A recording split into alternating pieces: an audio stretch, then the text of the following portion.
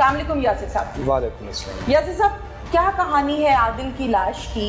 5 دن پرانی لاش کھیتوں سے سن کر سب سے پہلے ذہن میں یہ آتا ہے کہ اس لاش کی حالت کیا کی ہوگی، جانوروں نے یا کیڑے مکوڑوں نے؟ کیا کہانی؟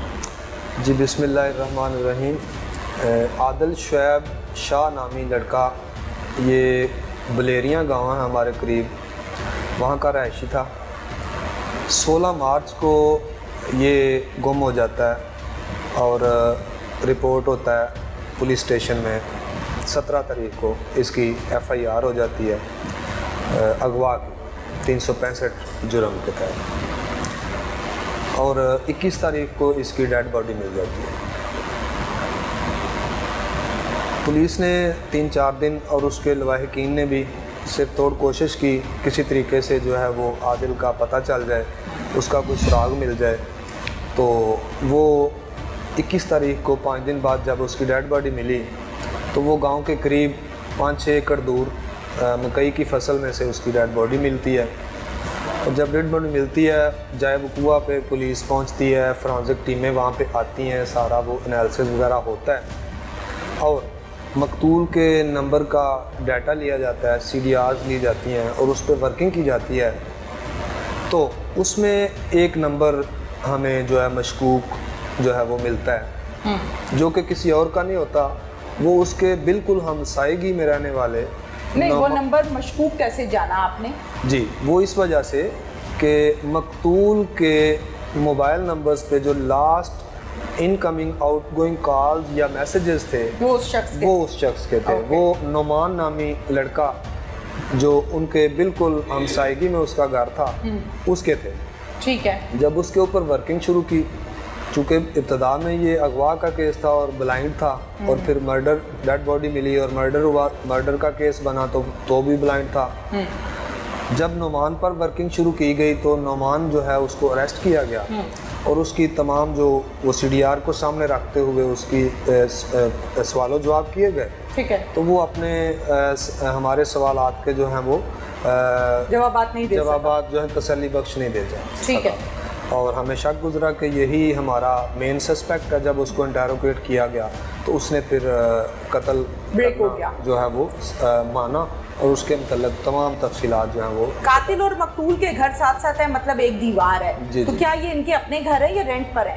نہیں، ان کے اپنے گھر ہیں، بلیریاں گاؤں ہے، اور مقتول کا بھی اپنا گھر ہے اور وہ ایک شاپ رن کر رہا تھا۔ بالکل ٹھیک ہے۔ تو اس کیس میں قتل کی وجہ کیا ہے؟ جی سردست جو وجہ معلوم ہوئی ہے وہ یہ ہوئی ہے کہ مقتول جو ہے اس کے مطابق اس کی بہن کو جو ہے اس نے مطلب شرارت کی، چھیڑ خانی کی اس کے ساتھ، اور جو قاتل ہے اس نے اپنی چھت پہ کھڑا تھا تو اس نے اس کو دیکھ لیا۔ حالانکہ یہ دونوں آپس میں مقتول اور قاتل کچھ دوست بھی تھے، ایک دوسرے کے ساتھ ان کا لین دین بھی تھا، کبھی پیسے ادھار لے لیے، کبھی دے دیے، محلے دار ہیں، ساتھ گھر ہیں۔ تو وہ اس سے برداشت نہیں ہوا، اس نے اپنے دل میں یہ ساری جو ہے وہ پلان کیا اور اس کو مرڈر کرنے کے لیے اس نے اوزار جمع کیے، اور پھر چونکہ یہ اچھا، ہم مرڈر کی طرف بھی چلتے ہیں، قتل کی طرف بھی چلتے ہیں۔ میں ذرا ڈیٹیل سے چاہ رہی ہوں کہ ہم اس کو ڈسکس کریں یاسر صاحب۔ چھت پر کھڑے ہوئے دیکھا اپنی بہن کو، بہن کا کیا نام ہے، کون ہے، میں بالکل یہاں نام نہیں لینا چاہتی، کہ اس شخص نے، محلے دار نے میری بہن کے ساتھ چھیڑ خانی کی ہے یا چھیڑا چھاڑی کی ہے، میں چھت پر کھڑے ہو کے دیکھ رہا تھا۔ تو آپ اس ٹائم نیچے کیوں نہیں آئے؟ آپ نے فیس کیوں نہیں کیا؟ آپ نے کوشچن کیوں نہیں کیا؟ آپ نے منع کیوں نہیں کیا؟ بڑوں سے کیوں نہیں بات کی؟ کمپلین کیوں نہیں کی؟ اس کا آپ نے پوچھا ان سے؟ کسی قسم کی کمپلین نہیں کی۔ وہ اس کے مطابق یہ ہے کہ مجھے غصہ اس قدر آ گیا کہ یہ ایک تو ہمارا ہمسایہ ہے، ہمارے تعلقات بھی اچھے ہیں، اور اس نے ہمارے ساتھ کیسی حرکت کی ہے، میں اس کو چھوڑوں گا نہیں۔ ٹھیک ہے، وہ غصہ آیا تو وہ اندر رکھ لیا۔ جی۔ کتنے دن کے بعد وہ غصہ باہر نکلا؟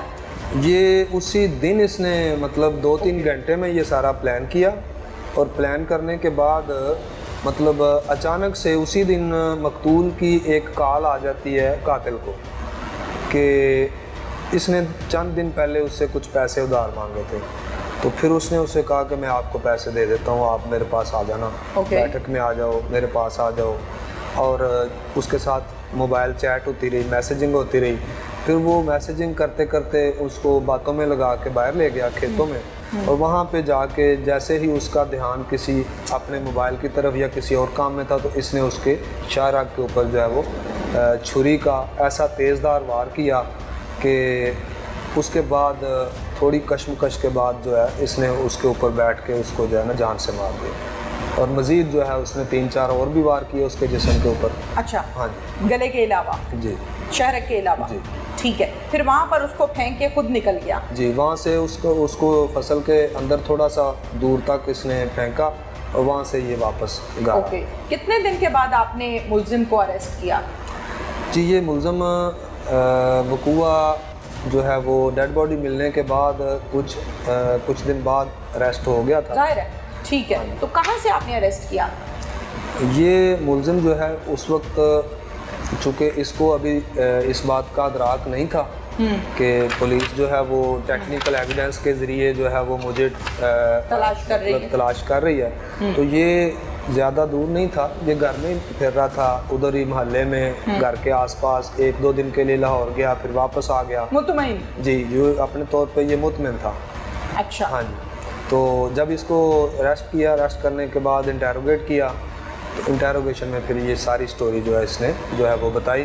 ٹھیک ہے، کہ یہ سارا انویسٹیگیشن میں یہ بات کیا صرف چھیڑا چھاڑی تک ہی محدود ہے یا اس سے آگے خدا نخواستہ کوئی نجائز تعلقات بھی ہیں؟ جی نہیں، نجائز تعلقات کا جو ہے وہ بالکل بھی وہاں پہ تصور ہی نہیں ہے، ثابت نہیں ہوا، کیونکہ وہ لڑکی بھی ایک سلو لرنر لڑکی ہے، مطلب وہ اتنی زیادہ ہوشیار چلاک لڑکی نہیں تھی، تو مطلب ایسی کوئی بات نہیں تھی، اسی وجہ سے اس کے بھائی کو رنج بھی بہت زیادہ ہوا۔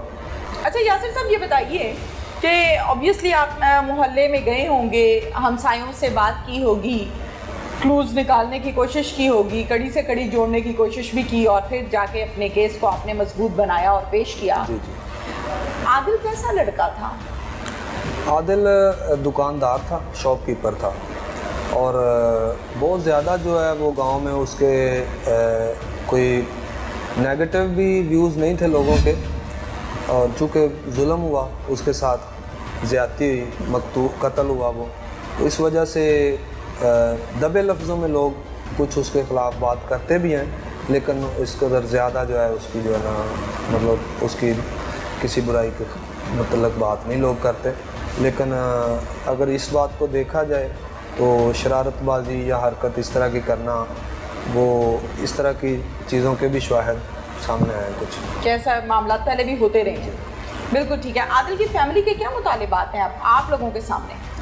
چونکہ عادل کی فیملی کے ساتھ بہت ناانصافی اور ظلم ہوا ہے، تو ان کا بالکل مطالبہ ہے کہ قاتل کو سزا ملنی چاہیے، اور جو بھی محرکات ہیں اس کے پیچھے اگر کسی اور کا بھی رول ہے تو اس کو بھی انٹیروگیٹ کیا جائے۔ اس حوالے سے ہم کوشش کر رہے ہیں، ایویڈنسز جو ہیں وہ پراپر کلیکٹ کرنے کے بعد چین آف ایویڈنس کو جو ہے وہ پریزنٹ کیا جائے، مثل کا حصہ بنایا جائے، اور اس کے بعد جو ہے وہ اس کو جیل بھیجا جائے، اور کوشش کی جائے کہ زیادہ سے زیادہ جو ملزم کو سزا مل سکے۔ آلے قتل برآمد کیا آپ نے؟ جی، آلہ قتل برآمد ہو گیا، اس کے علاوہ جو موبائل فون مقتول کا تھا وہ بھی قاتل کی کسٹڈی سے برآمد ہوا، اور یہ بہت بڑی ایک ایویڈنس ہے، قاتل کا موبائل جو ہے مقتول کی کسٹڈی سے برآمد ہونا، اور سب سے بڑھ کر یہ تھا کہ مقتول کے بھائی کو جس دن ڈیڈ باڈی مل گئی ہے تو یہ قاتل چونکہ بوکھلا گیا تھا،